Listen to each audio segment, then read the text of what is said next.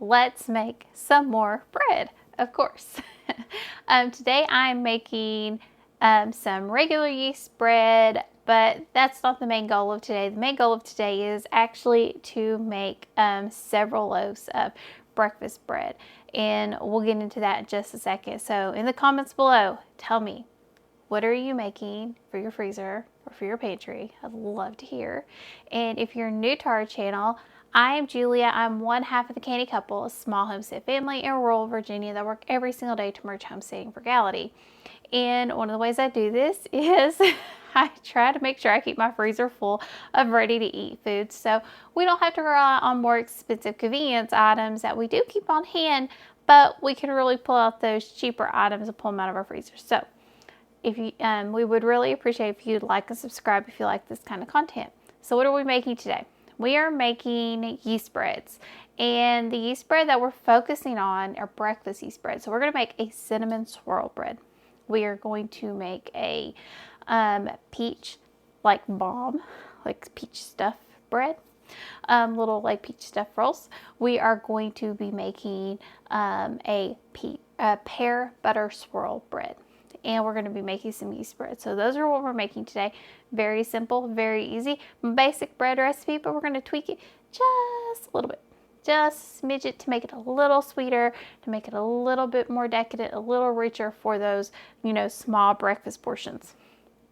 So why am I doing this? I've told you all the past few videos. Life's kicking us in the teeth. Because of that, I am really working on making sure my kitchen is much more efficient. This is not just for when life gets ahead of us or gets, just sort of kicks us in the teeth like this, but this is also if I'm down with my headache. Like today I'm having a hard headache day, but it's not as bad as it could be. If I have a really bad headache day, I could pull these out for breakfast and I don't have to think about it. Don't have to worry about it. Or I can do it the night before. So I'm really making sure I keep my freezer stocked. I keep it stocked if we're going to go yard selling or something else. I could pull one of these pieces of bread out. We can have it for breakfast and we're done. And I don't have to worry about it the night before. So that's what we're really looking at. So we're going to go ahead and get the yeast started for the sweetbreads. So I've got a bowl here, big bowl, about 4 cups of water, because we're going to do this times 4. Now you're like, Julia, your bread recipe would call for 8 cups of water, 8 cups of liquid. Yes, it would. We are going to substitute half of the liquid for milk. I'm going to do, now this is where I add a little bit more sugar. Typically, I don't add a lot of sugar to my bread. My bread calls for 1/4 of a cup of sugar per batch. I'm actually going to do 1/2 cup of sugar per batch. So this is a times 4. So that means I need to do 8 of these. Doing the math in my head really fast. And I've got half of them.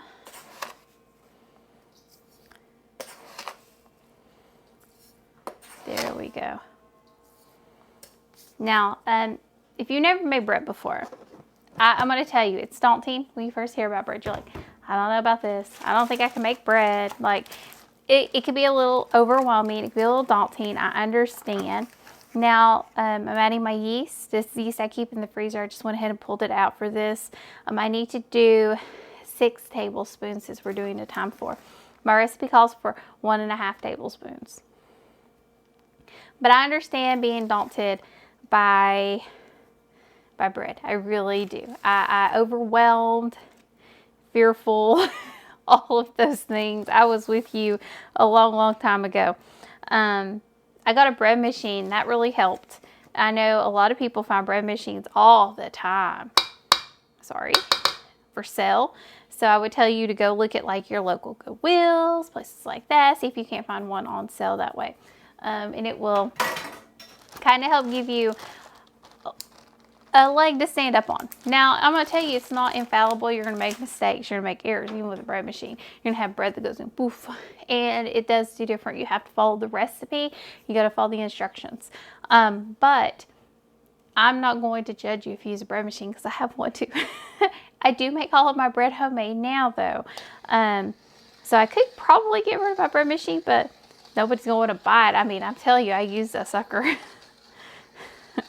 So I'm going to stir this in, And like I said, we've got 4 cups of water. Hot water, as hot as I can get it. I do not do the temperature gauge where it's like, oh, it needs to be 110 degrees. No, I get it as piping, screaming hot as possible. Get it in there. I've not had a single issue with it. So we're going to set this to the side. And yes, I got out the behemoth bowls today. And this is my regular yeast bread times 2. So I don't need bread. I still have a few loaves in the freezer. But if I'm going to turn my oven on, frugal mama, thinking like I'm turning the oven on, I'm going to have bread eventually. Why not just go ahead, do a times 2 batch, and put a few more loaves in the freezer for later. But also do a test run of homemade peanut butter and jelly sandwiches in the freezer. So that's my plan. I'm going to use some of this bread to go ahead and put peanut butter and jelly sandwiches in the freezer. I'm also going to pre-cut my bread. I don't usually do this, but I am today. So here is my bread recipe. I've shared this with you all many, many times, and I know you're like, Julia, it says sweetener. Julia, it says oil. What kind of oil? What kind of sweetener? What does that mean? You can use whatever. I didn't even tell you the water is negotiable because I'm going to use milk. You just have to kind of make sure your liquid to dry ingredient ratio. I would not mess with the yeast. I would not mess with the salt. But those are about the only 2 in the oil. I probably wouldn't mess with oil. So this is a times 2 batch. I already got it started because I didn't want to this wait so much longer. And you all have seen me make bread before. So we're going to get our salt going. And it takes 1.5 teaspoons of salt. And you all know me, we get an approximate amount here. Throw in a little extra for good luck. Actually, I had blood work come back and they were like, yeah, your sodium seems really low. I'm like, okay. I didn't know that, but that's good to know, I guess. My sodium is very low. So I need 1/3 cup times 2, so I need 2/3 cup. I'm just going to use this big one because I have water in it. And it doesn't make sense for me to dirty up another dish. So I'm all about reusing as many dishes as I can, and I'm using olive oil. You can use whatever oil you like to use. I like olive oil. My family doesn't really have a problem with that. We are actually using extra virgin olive oil. We get this from our Royal King. So we're going to add in our olive oil. I did a 2/3. Should have been 1/2 cup. I messed that up, but it will be okay. I bet we won't even notice the difference. But I did mess that up, so oops on me. I don't know what I was looking at for 1/3. I just looked at it wrong. It's recipe math.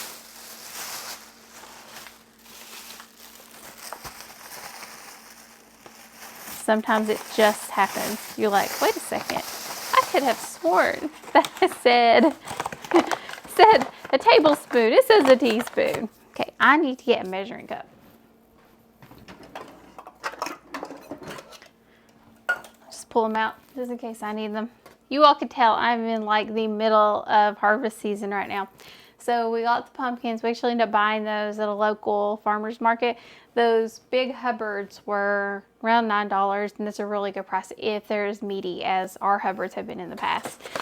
Hubbard is like one of those things that there's so much meat off of them. I'm going to get those canned up.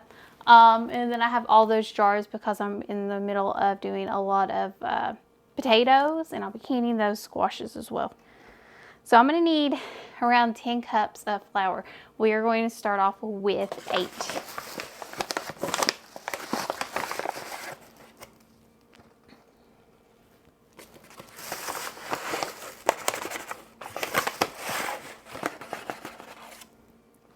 So I've got 3, I need 5 more. And yes, I keep my flour in their bags. I don't take it out. I don't do anything special. I've always stored flour this way. And I'm going to tell you something. I know they're like, flour goes bad after. I've never, ever had flour go bad on me. Ever. No matter how old it is. Like when we had our old pantry closet. Not even a closet. And I'm at 6. Before I forget, I'm at 6. we had our old closet, and that was my pantry. It was like the tool place, the light bulb storage, the tarp storage, and I added food there because I had an overflow of food. When I was pulling it out, I had bags of flour I had forgotten about, and they were all still fine, perfectly fine. It's absolutely crazy. And now I have 8.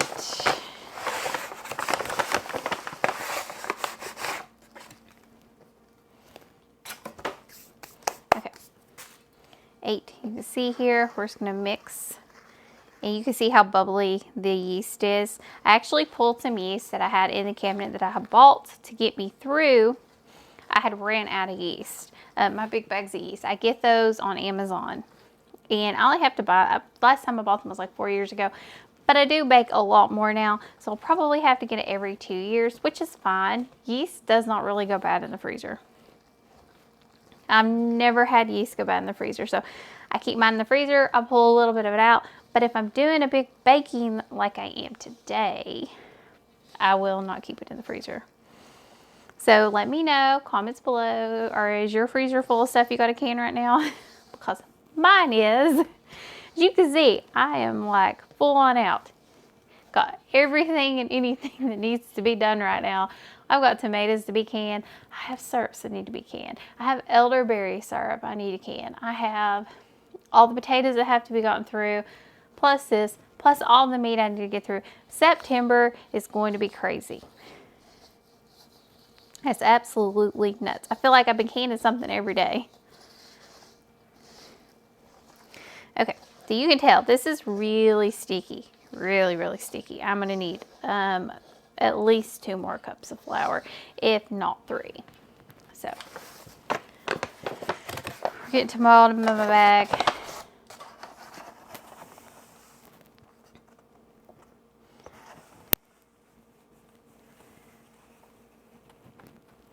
Look at that. Look at that.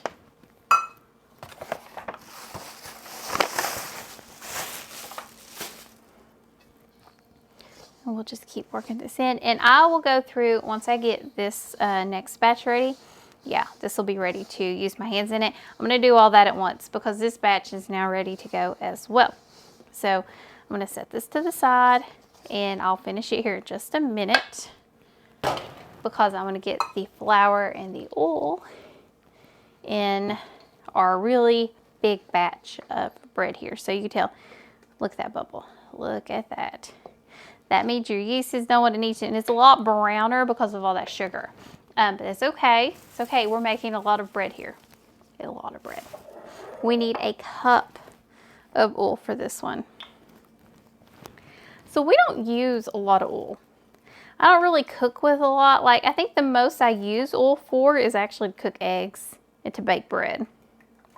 I hate when a recipe tells me add 1 stick of butter. I'm like, I want to hyperventilate because I know the cost of butter.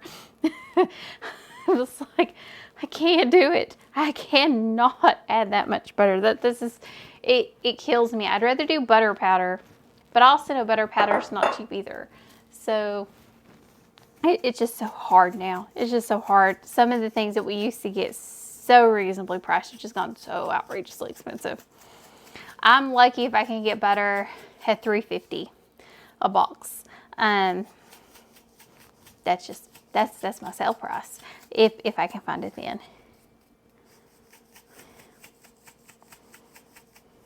So I need to remember to add the milk because I am very light on my liquid here. And I'm using one of our boxes of milk. This is one that I need to use up because it is about to go bad. So I need to use it before it does go bad. And this is a great way to use it because I needed room temperature milk.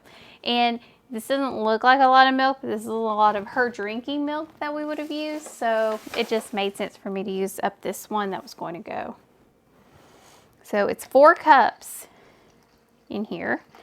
And guess what I need? I need 4 cups.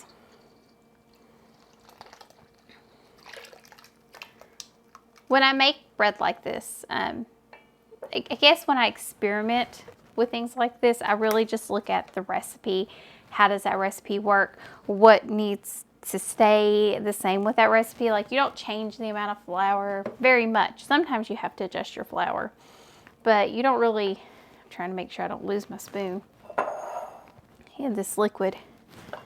But you try to follow the basic principles set into your recipe, and you can adjust. I would say recipes that aren't like baking bread or making a cake or something like that, you have a lot more leeway with. If you're doing a casserole, to me, you can change anything. You can. There are people out there that would tell you I'm wrong. They would blast me for that because you have to do it exactly the way the recipe says. And I'm going to tell you, no, you don't. I don't eat an onion, and I'm going to tell you something. I don't care if I've never tried a recipe. There will not be an onion in the food that I fix for myself. There will not. I hate onions. I hate them. I don't like peppers. I like hot sauce, but I don't like peppers. So we're going to start adding our flour, and we need to have 20 cups. We're not going to add 20 cups. We're going to start off with 10, and then we're going to add 5 more because we want to go slow. And again, this takes so much because I'm doing a lot. I would tell you, if you're testing out a recipe, you're learning how to do a recipe, you need to do it in half or fourth batches. That's how I test everything in our house. If I don't think it's something we're really going to like if I'm making cinnamon rolls, like I tested those out, and I didn't do a half batch, I did a full batch of those. But do a half, a quarter, like when I made homemade coffee creamer. And I know you all have seen that short out there. When I make homemade coffee creamer, I did a fourth of a batch to test it when I was first learning how to make it. Believe me, I'm glad I did, because the first few times we made it was just not where we wanted it. It took me trial and error to get to the recipe we liked.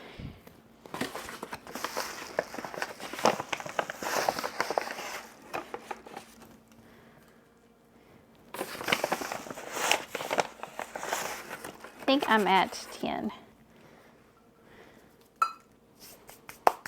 Okay. And we're going to stir. And this is just going to give me breathing room. I think a kitchen works so well, especially if you're a busy mom or if you are single. It doesn't matter. If you just have a little breathing room when it comes to your food, it helps so much. And prepping and using your freezer space this way makes life so much easier, especially if you live in a place where you can lose power. If you live in a place where you can lose power, having these little things that you enjoy eating, and you're like, Julia, what if I don't get to it? Okay, you have options. Or if I don't like it, turn it into French toast bakes. Turn it into something else. You have so many options. You don't like the bread, or you can't get to the bread before it goes bad, turn it into stuffing. You have so many options. What I will do, I'll take a loaf or 2 of leftover bread, 3 or 4, depending on who I'm making stuffing for. I'll turn it on to stuffing, and it's amazing stuffing. Absolutely amazing stuffing. Some of the best stuffing. Because that bread's homemade, all the food is homemade. It's just wonderful.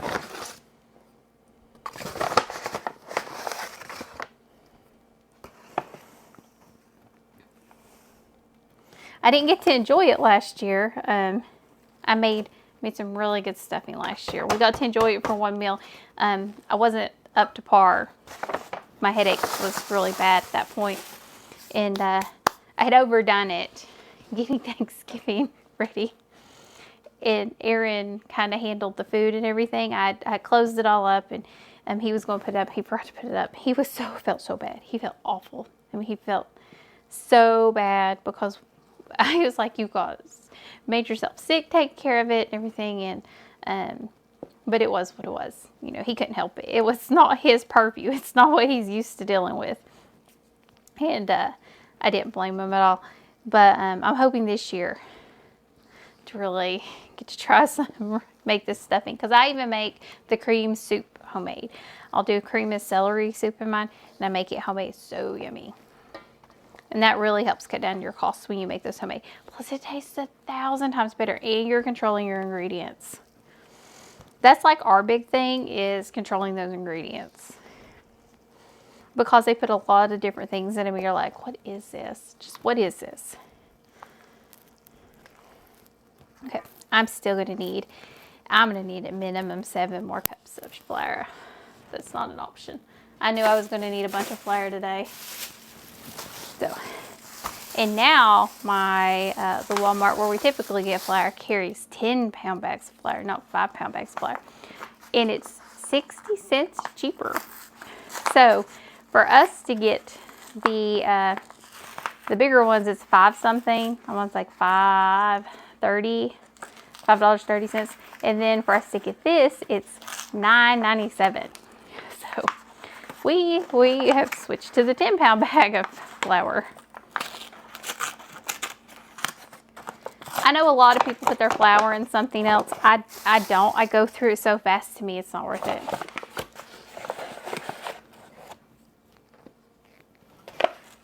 I do the sugar, but I don't do the flour. I don't do very many things.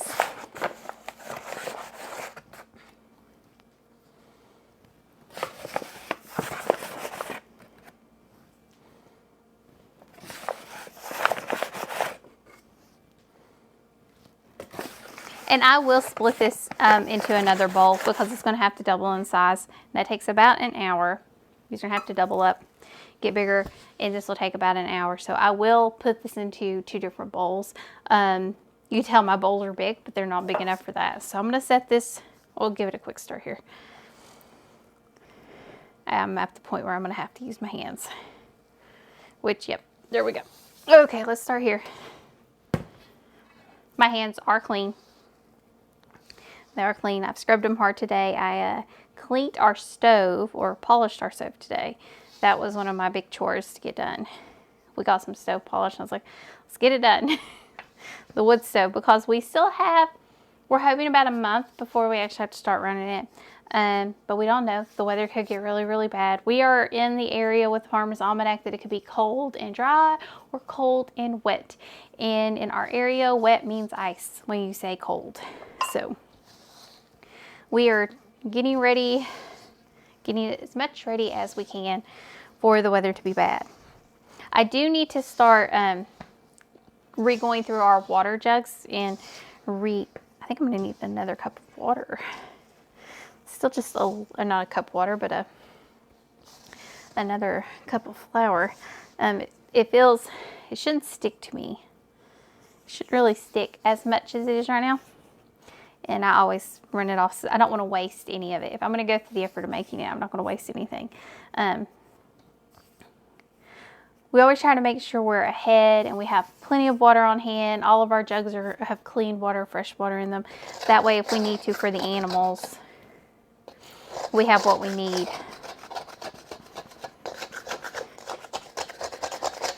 Because we'll fill up all of our water containers, just everything. And I'm also getting a bladder to fill up the bathtub. It has got like a pump on it that you can get some of the water out. Last time I filled up the bathtub, but with as much as the little one, how much everything changes in a month or 2 months. As much as she's in the bathroom now, it's not safe for me to have that water just sitting in there, because she will think it's like she will think it's time for a bath, and I just see her taking off her clothes and getting in it. That's what would happen. And actually, I think I'm okay. Now that's scraped. I love these little scrapers. I know they're made for my KitchenAid bowl, but I use them for everything but the KitchenAid bowl. I don't use my KitchenAid. Well, since we burnt it up.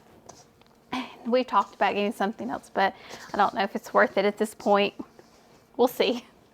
I don't know if I need an electric food mill first, which is kind of the way I'm leaning. We'll see. So that's her. She's ready to go. So I will set this to the side.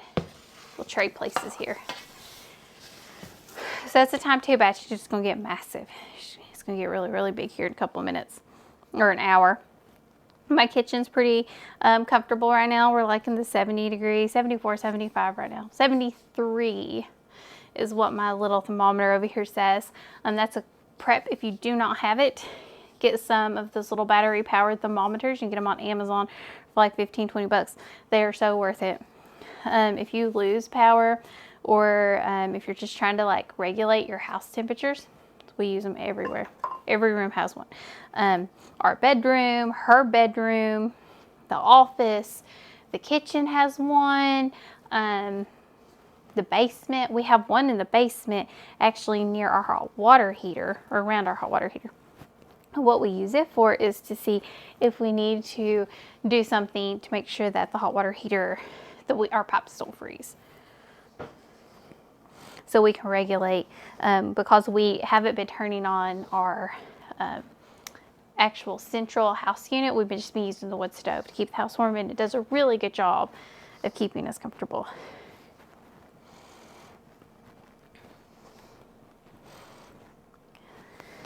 The only thing about doing big loaves of bread, and I would tell you if you're new to this, even if you do big batch cooking, you better start slow, because this doesn't seem like a lot. It's so heavy, and it's like when you start a project that you think is going to be a lot easier than it looks. It looks a lot easier than it is, because you're moving muscles that you're not used to moving.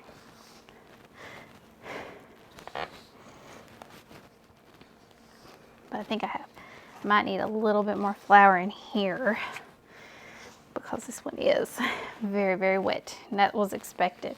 I figured that, but this one's so much bigger than the other one is.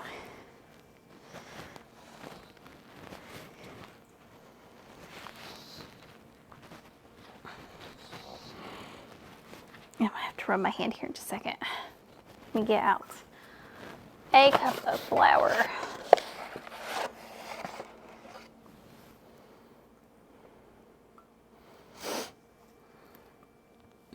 I'm gonna get one more cup just in case I need it before I get my both hands in this mess. Because what I don't want to do is I don't want to put dirty flour hands back in there. Not when I have stuff on them, and I'm not gonna be able to avoid it now. It's gonna take 2 hands.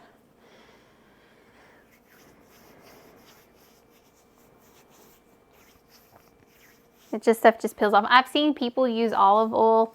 I tried that. I didn't like it. I'm okay with just rubbing it off my fingers. This doesn't bother me so much. Okay, we're gonna use our scraper. Get all of those extra good bits all the good bits off of here. And this bread, even though I put in twice the sugar, it is not going to be super, super sweet. What's actually gonna make it sweet is going to be the fillings. They're going to be a little bit sweeter, but even then we keep that really light. It's just to give you a taste of something different. Okay.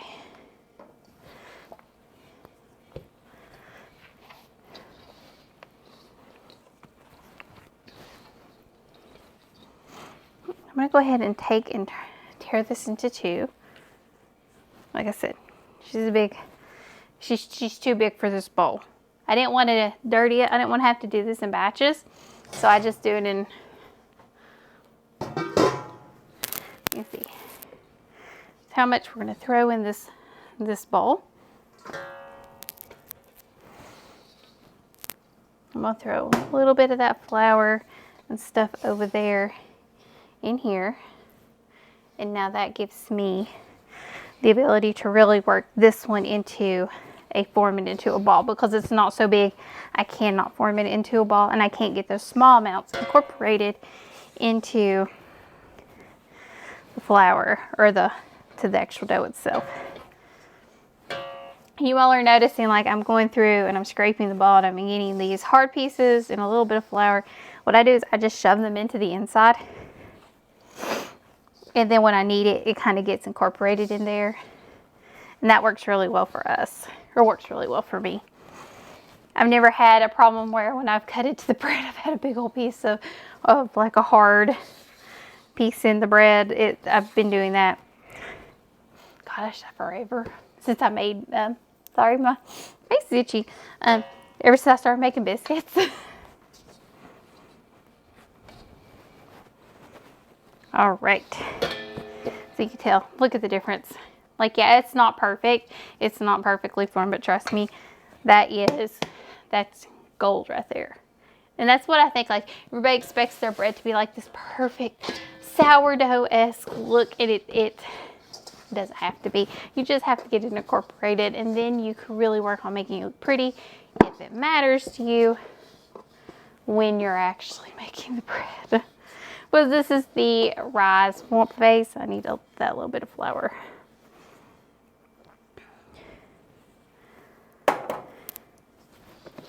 This is the rise base, so it's not going to, doesn't matter. It doesn't matter. I also don't use clean bowls. A lot of recipes will tell you, get a clean bowl, put it in a clean I don't do that. I'm not dirtying up another bowl. I absolutely am not dirtying up another bowl.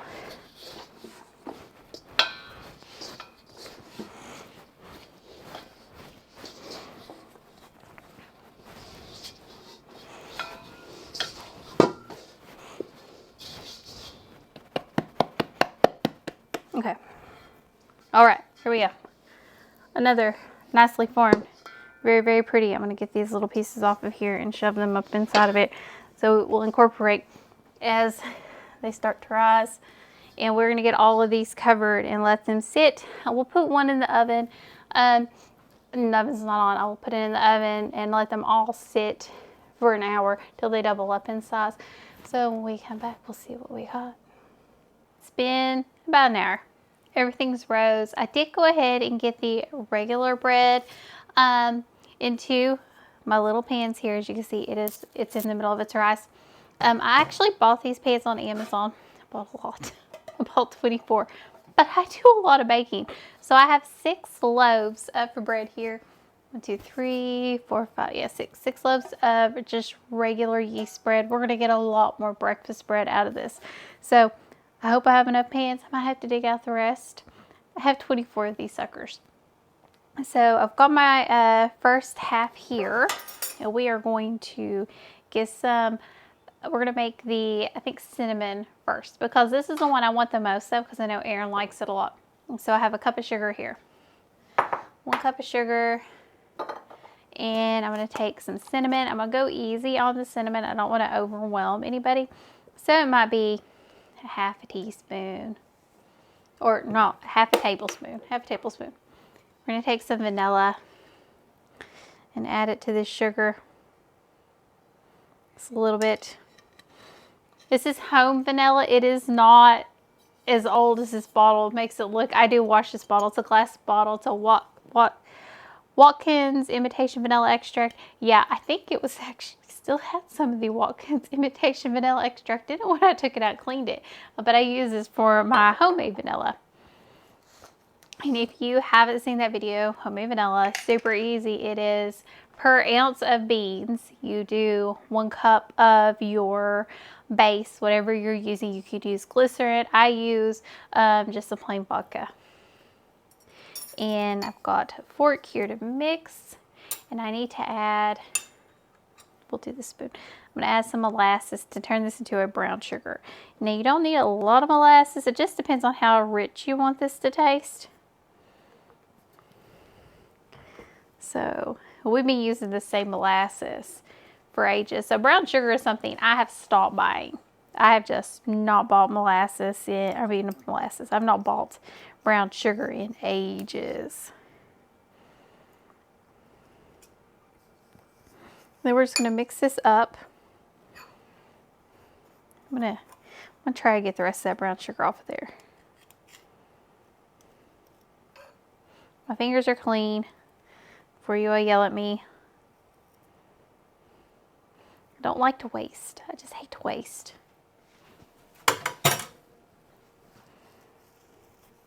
That little bit of molasses and brown sugar off my fingers. Okay. And Here's my little bowl. And we don't take a lot of this. We just use a smidget of it. What this is going to do is going to make brown sugar. So we're making a cinnamon brown sugar to go in this. You can add raisins or whatever fruit you think would taste good. I don't like the fruit. Aaron liked the fruit. I did not. Isabel did not like the fruit. We just want it plain. We just want the little swirl, the little sweet. And I'm hoping this is going to make me about 6 loaves of bread.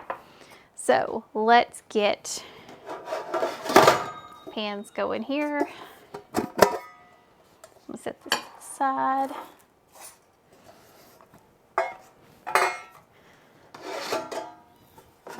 So I know a lot of people use sprays, but I do not, and I've not used a spray. How long has it been? God, it's been since we did the house remodel, which happened about 2 years ago. So I've stopped using sprays. You don't have to have a spray. If you like sprays, you can get them. I don't use them. I just use my oil, and I use either a paper towel, or I use one of these handy dandy brushers. And all I do is I'm just going to take it and do a really quick brush along the sides, along the bottom, and get my oil spread, and it just kind of helps move it without me having to do it. And it's cheap. It is more cost effective than me using like a paper towel, because I'm not wasting a paper towel. I'm not going to throw it this way. I'm hoping to get 6 loaves. If I don't get 6 loaves, that is okay. Now you can spread butter between these layers. I do not. Again, butter to me is a commodity, high-priced commodity, and I treat it with reverence, and I try to save it for when I really need to use it. So I save my butter. I feel like I hoard my butter because I know I need it for other recipes, and this one I've not found that it really is required. Okay, so we're gonna start working here. This is the first half, and you can tell it really kind of made its own. So again, we're going to try to get 6 loaves here. So we're going to cut it in half. Let's see.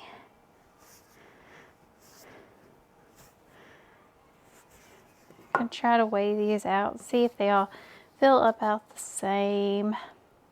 This one feels a little light, but that will be okay.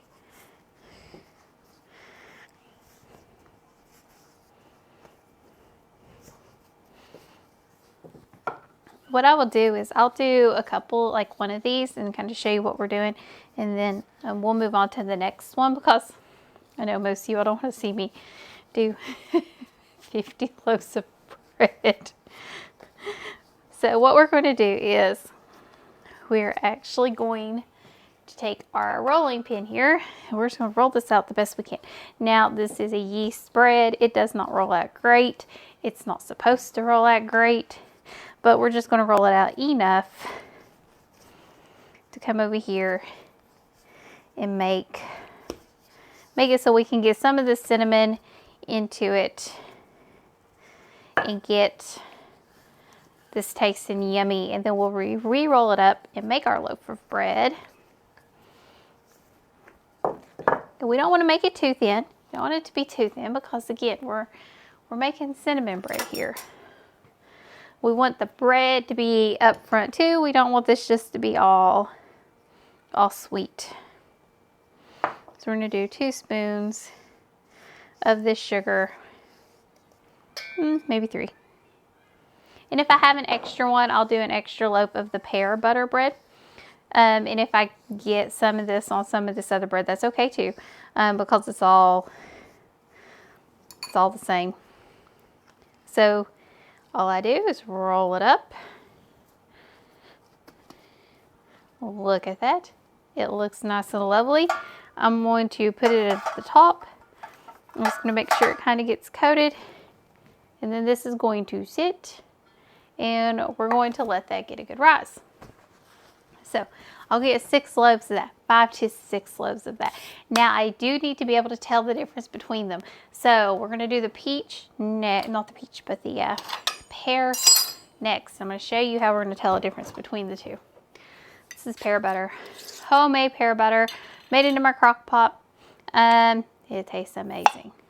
It's so good, so good. Yeah, Aaron swears it's apple butter, but it's not, it's pears. I did make apple butter. My father-in-law said it was really good too. So, similar to our cinnamon, everything's going to be the same. This is basically the same. You could do this, like if you want to do it in like little rolls or something like that, you can. I'm going to tell you something. I don't have time for that. I really don't. I want to get in and out as fast as possible, and I'm thinking like I'll cut this into slices of bread and it'll work just fine. And that's kind of how I'm looking at this. So let's get these rolled out.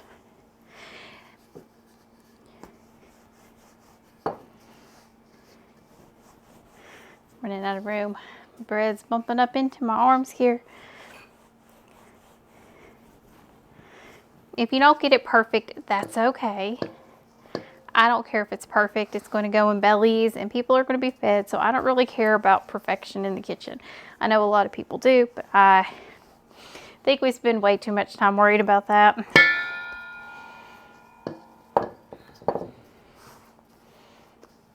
Okay, again, it's not too thick. I'll actually flip it and do this side because it's got this little bit of sugar on it.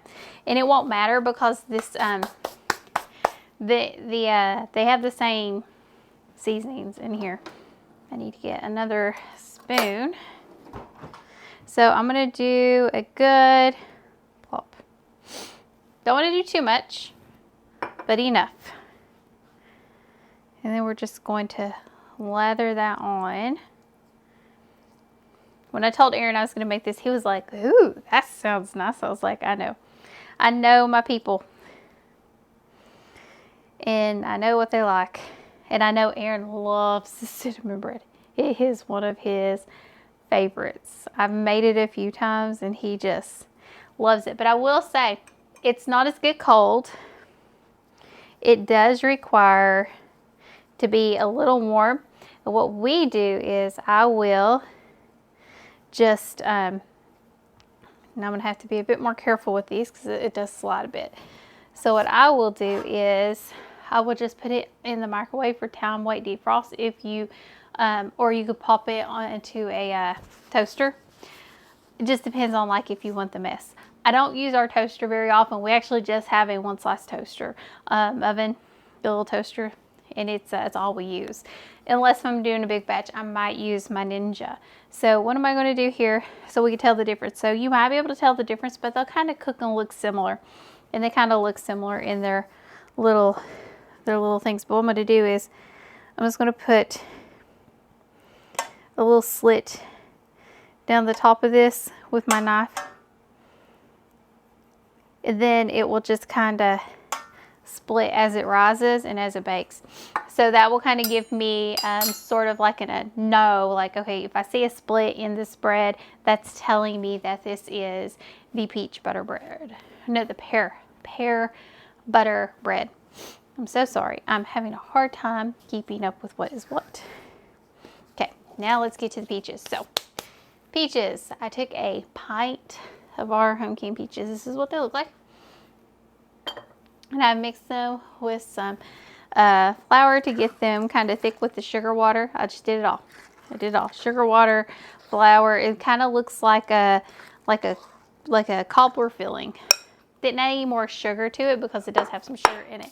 What I will do is I will add some vanilla. I meant to add some vanilla to the bread recipe itself since this is a bit of a sweeter bread and it's a breakfast bread, but I forgot to do that.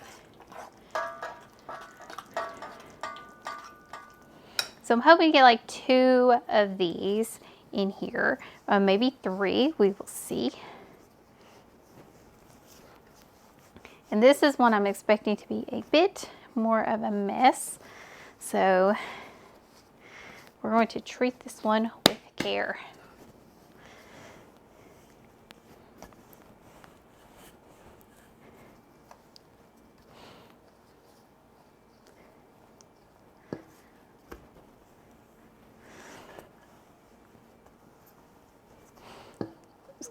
pull it down, try to get it in here. And what we're gonna do, I'm gonna get another spoon here. And I'm gonna keep this kind of light. I don't want to get this too full. I was trying to decide if I want to do these in balls or not, and I decided the balls were going to be too difficult.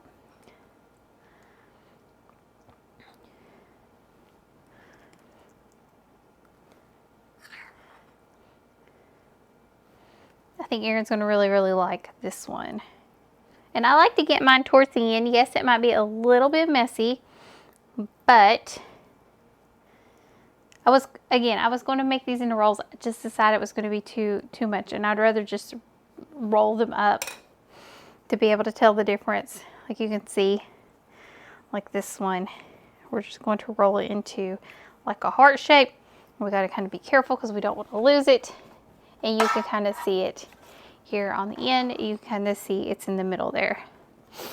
Now, I'm going to keep rolling. I'm going to keep getting through all of this bread. All of this bread. It will be cinnamon. It will be pear. It will be peach. And when we come back, this will all have set for 45 minutes, and I will bake it at 350 degrees. And we bake it at 350 degrees for 30 to 40 minutes until golden brown. If you want to do an egg wash, you can. I do not. I just do a little bit of an oil wash if I do any wash at all. But we're going to go ahead and get all of this cooked up and made. And then when we come back, I'll show you what it looks like when it's all finished, it's all said and done. And I got to get it all in the freezer later this evening. So we'll come back here in a couple of hours after everything gets done. It's been about 2 hours. I finally got all the bread made, and we ended up with 19 loaves of bread. I've got my little cheat sheet here. We have 6 loaves of regular bread. That's these here. I had 2 that kind of fell a little bit, but they're okay. They're fine. They'll still be totally edible. Totally fine. If they don't taste right, what I'll do is I'll turn those into croutons. Aaron gave me a grin because he's okay with that. I have 5 loaves of cinnamon sugar bread. That is the loaves that have the slice down the middle. When I was doing this, I was worried I was going to get confused. So I did the 3 slices down each of those. I have this one here. I messed up. I had put it as a pear slice, but it wasn't. So this is a cinnamon sugar. And I have 4 loaves of the pear bread. And that is these loaves here with the 2 lines down the middle. And then I have 4 loaves of the pear, that's peach bread. And I have 4 loaves of the pear bread. That is these here. You can see here how well it cooked. So lots of bread.